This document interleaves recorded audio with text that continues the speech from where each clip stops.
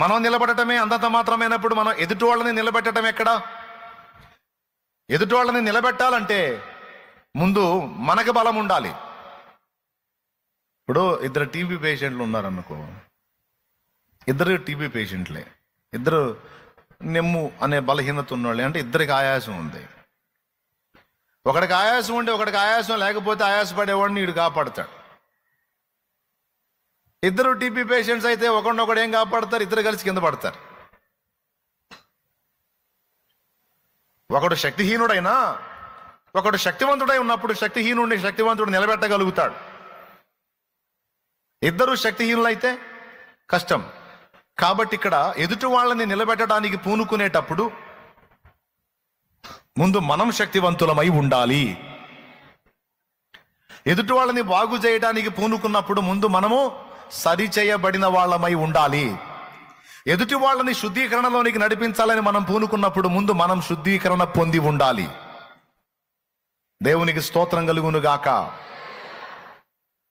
ఎదుటి వాళ్ళని బలపరచాలనుకున్నప్పుడు ముందు మనం బలవంతులమై ఉండాలి. ఇదంతా కూడా పరిశుద్ధాత్మ మన మీదికి వచ్చుట ద్వారా జరుగుతుందని యేసయ్య ఈ రహస్యాన్ని బట్టబయలు చేశాడు. పరిశుద్ధాత్మ మన మీదికి వచ్చినప్పుడు మనము శక్తి నొందుతాము. అంటే మీదికి రాకపోతే శక్తిహీనులంగా ఉంటాం. అలాగని బ్రతికే ఉంటాం. మళ్ళీ అన్నీ తెలుసు, ఇలా ఉండకూడదని తెలుసు, ఇలా ఉండాలని తెలుసు, మనస్సాక్షి పనిచేస్తానే ఉంటుంది.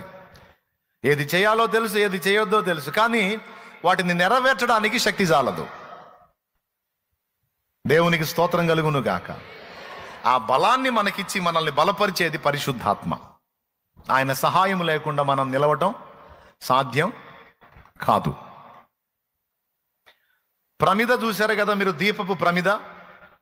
ప్రమిదలో ఒత్తి ఉంటుంది, అగ్ని ఉంటుంది, ప్రమిదలో నూనె ఉంటుంది. నూనె లేకుండా ఎప్పుడైనా ఒత్తిని ముట్టించి చూసారా? క్షణంలో బూడిదైపోతుంది.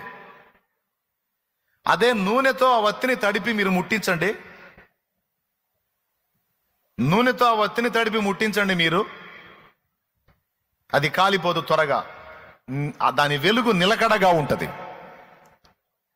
దేవునికి స్తోత్రం. కారణం, ఆ ఒత్తి ద్వారా నూనె సరఫరా అయ్యి ఆ ఒత్తికున్న అగ్ని నిలకడగా ఉంటుంది. నూనె సరఫరా ఆగిందనుకో ఒత్తి కాలిపోవటమో లేకపోతే ఆరిపోవటమో జరుగుద్ది. అలాగే బాప్తిస్మం పొందినప్పుడు మనం తిరిగి జన్మించి బ్రతికించబడ్డాం చచ్చిన స్థితి నుంచి. కానీ బాప్తిస్మం పొందిన మనం, వెలిగించబడ్డ మనం, మన వెలుగు స్థిరంగా నిలిచి ఉండాలంటే మనకు నూనె కావాలి. నూనె సరఫరా రోజు కావాలి.